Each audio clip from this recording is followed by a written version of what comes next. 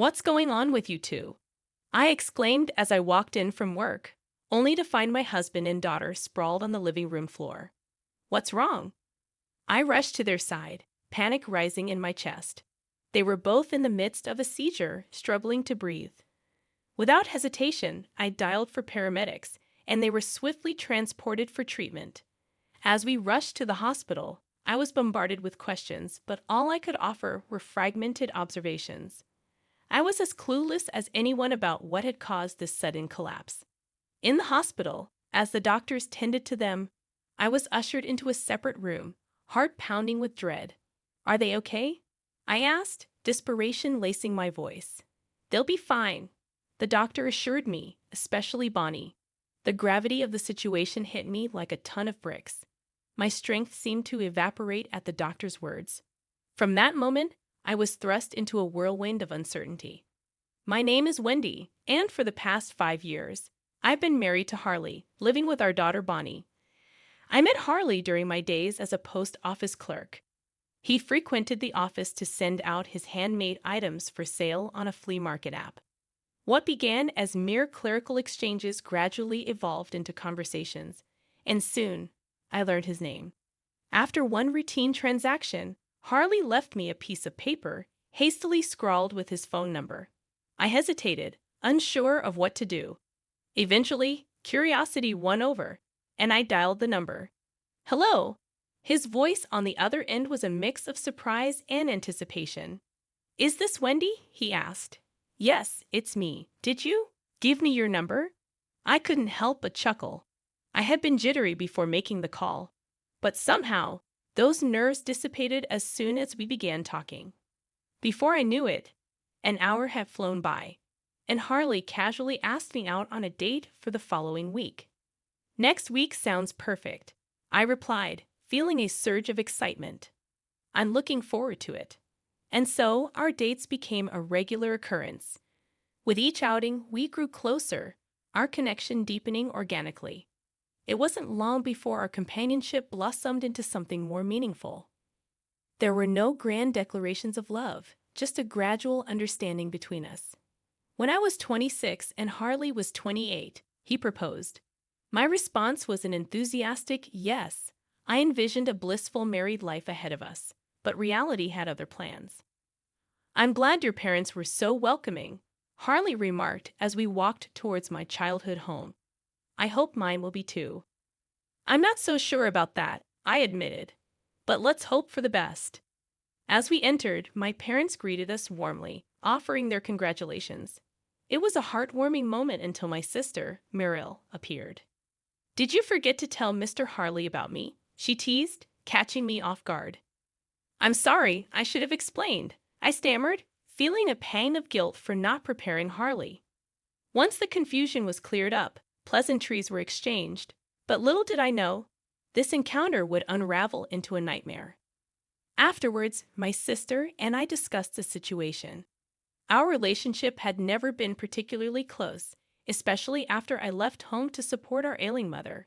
I had sacrificed my education fund for her medical expenses, a decision she couldn't comprehend. I harbor no regrets about the choice I made. Sacrificing my education fund for my ailing mother was a decision I stand by. However, Meryl didn't take kindly to it. That moment became a turning point in our relationship. Despite having walked similar paths until then, from that juncture, we drifted apart. Our communication dwindled, and we seldom kept in touch. Even during occasional visits home, we made a point to avoid each other as much as possible. That dynamic remained unchanged. Yet, strangely, she seemed genuinely pleased about my marriage. "I thought this might break the ice," I remarked, attempting to lighten the tension. "That's nice. I wish I could find someone like Harley," she mused wistfully. "I'm sure you'll meet someone wonderful," I reassured her. But her response caught me off guard. "Actually, I think he may have already appeared," she hinted with an enigmatic smile that lingered in my mind. And so our married life began. With the arrival of our daughter, we reached the pinnacle of happiness. However, as time passed, subtle changes crept into our lives. Harley started coming home unusually late and began venturing out more frequently, even on holidays. Then, tragedy struck. Upon returning from work one day, I found both my husband and daughter lying unconscious in the living room. Panic surged through me as I rushed to their side, calling for help. Paramedics arrived swiftly, whisking them away for treatment. What happened? I asked frantically as they were taken to the hospital. I don't know, I confessed, my mind reeling with fear and confusion. At the hospital, after hours of agonizing wait, the doctor finally called me aside. Are they okay? I asked, bracing myself for the worst. They're stable now, the doctor assured me, but they've suffered from acute nicotine pesticide poisoning. Relief flooded through me, but it was short-lived as the gravity of the situation sank in. Caught in a whirlwind of emotions, I found myself grappling with an unexpected turn of events. I am sorry, I mumbled, struggling to process the ordeal. I was taken aback by the diagnosis. What is acute nicotine pesticide poisoning? I inquired, my voice trembling with worry. It's a poisoning caused by ingesting an ingredient found in pesticides, the doctor explained. Symptoms include dizziness, convulsions, and difficulty breathing. Dread gripped me as I absorbed the severity of the situation. The doctors bombarded me with questions, probing for any clues about what could have caused it. But I was at a loss. I couldn't even recall what they had eaten before I arrived home. They were admitted to the hospital for further examination, but the next day brought a new wave of distress.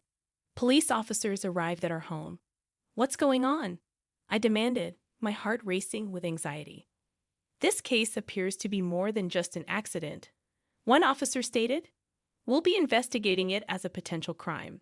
Can you tell us exactly how you found them? Their scrutinizing gazes made me uneasy. It was clear they harbored suspicions, though I couldn't fathom why.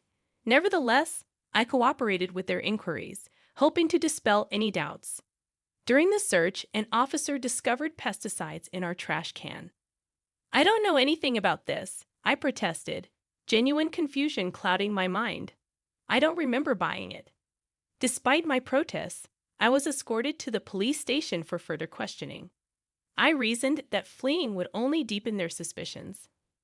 At the station, they took my fingerprints, which were later matched to those found on the pesticide container. I was detained pending the results. Anxiety gnawed at me as I awaited the outcome. When the results came back, the officer's words struck me like a blow. Your fingerprints match those on the pesticide, he declared. You're now a suspect in an attempted murder case. I was stunned. How could this be? I couldn't comprehend why my fingerprints were on the pesticide, let alone why I would harm my own family. As I sat in the interrogation room, my mind raced with confusion and fear. The interrogation stretched on, each question digging deeper into my actions on that fateful day.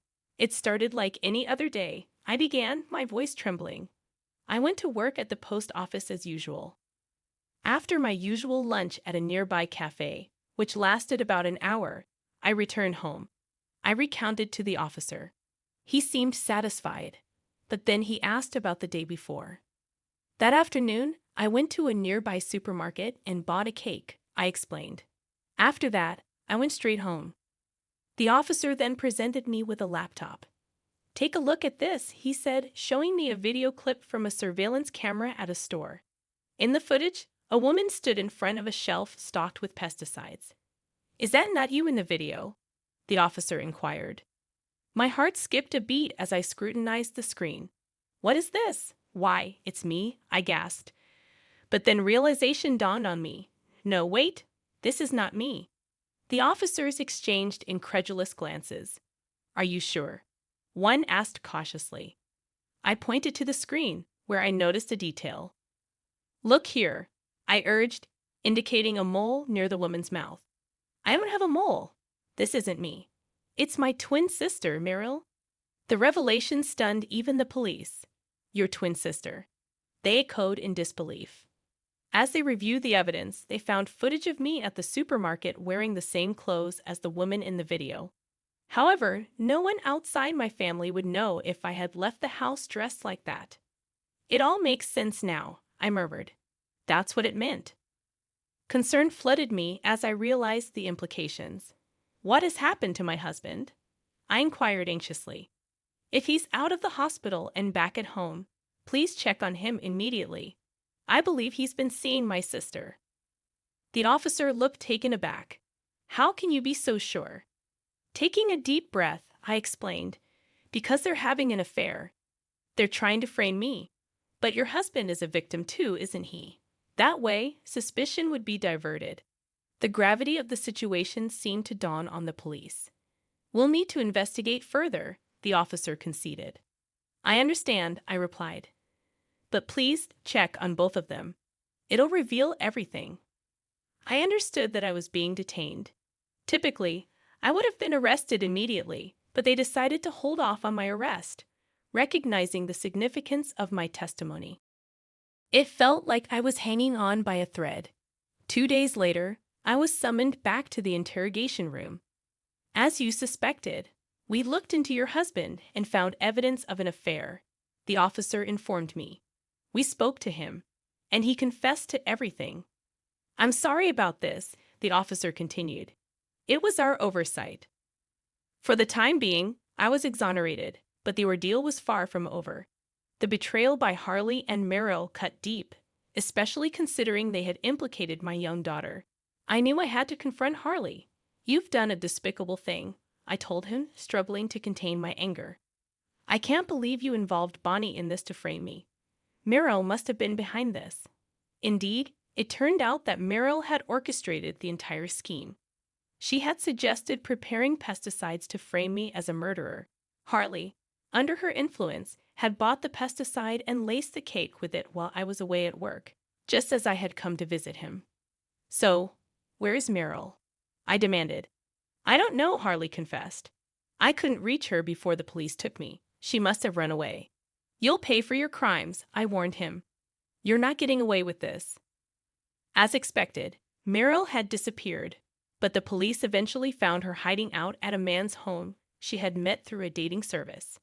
She was taken to the police station, where she confessed to everything. I rushed to the police station to confront her. Merrill, why did you do this to me? Because I've never liked you since you left, she spat back. Then she revealed her resentment, explaining how she felt inferior to me for sacrificing my education for our family's sake.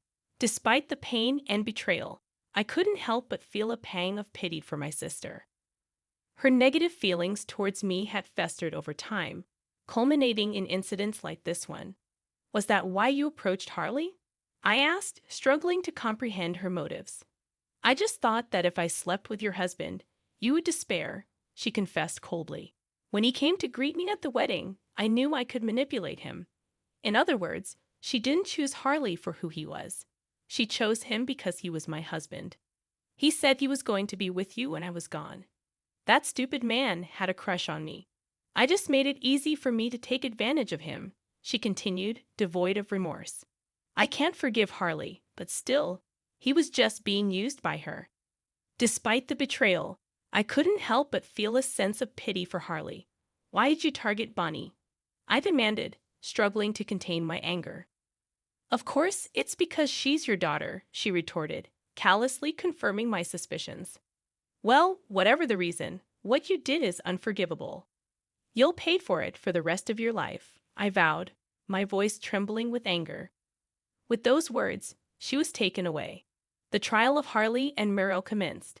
My husband was accused of framing me for attempted murder and faced numerous charges.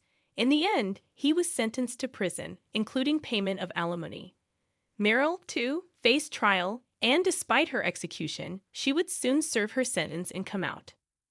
However, even if they atoned for their crimes, the scars of their actions would linger. They would forever be labeled as ex-convicts. Meanwhile, my parents offered to move in with us. Would you and Bonnie like to come live with us? My mother proposed. I think your mom would be happy if you did. Though hesitant at first, I accepted her offer for my mother's sake, who was exhausted from the ordeal. With my mother's recovery and Bonnie's cheerful presence, our new life together began. From now on, the four of us would reside in a new house, finding happiness together.